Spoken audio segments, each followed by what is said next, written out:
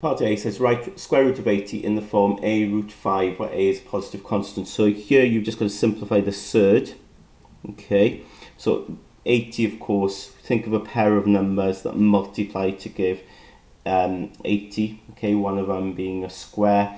Now, of course, it's got 5 there, yeah, so we know 5 is going to be one of the numbers, and it's going to be 5 times 16, because 5 goes into 80.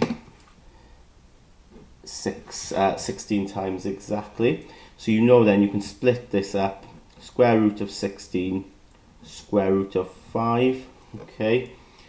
And when you then work this out, well, of course we know square root of 16 is 4. So it'll be 4 root 5. So in this case, your a is equal to 4.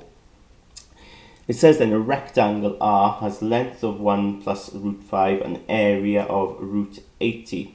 Calculate the width of R in centimeters. Express your answer in the form P plus Q root 5.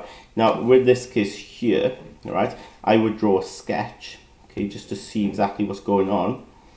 Okay, so we've got, oops, gone over slightly there, doesn't matter. So we've got here my length as 1 plus root 5, okay. The width, we don't know, don't we? So we'll call it, say, W. Alright, and we do know that the area is root 80. So remember, when it comes to area of a rectangle, we know that the area formula, of course, is just length times width. So we're told that the area is root 80. Okay, so length times width is root 80, which of course, if you think about my answer in part A, we could use that, couldn't we, as a simplified surd, 4 root 5. Now, the length we know is 1 plus root 5. So we'll put that in there. We don't know what the width is, so I'll leave that as W. Okay, so I get that there. So to get W then, if you think about it, because I've got length times width is equal to that, to get W, I just got to take that over the other side. Okay, like an equation, take it over, and of course you divide. So I've got that, but that's not the format I want the width in. So what I'm going to need to do now is rationalize the denominator. So times the top by 1 minus root 5 and the bottom by 1 minus root 5. So you're timesing it by whatever this is, but changing the sign there. So you get 4 root 5 times 1 is 4 root 5. 4 root 5 times root 5, well that'll be 4, of course, see there, but root 5 times root 5 is 5, so 4 times 5 is 20.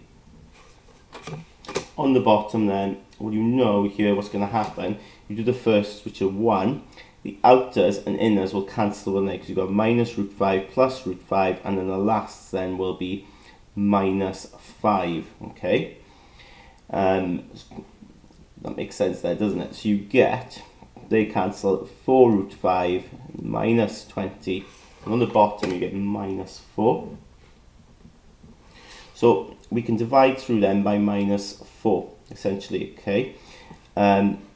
So, or if we divide by 4 to start with, because if you notice the top, 4 is a common factor, okay? So you've got 4, take the 4 out, so you get that.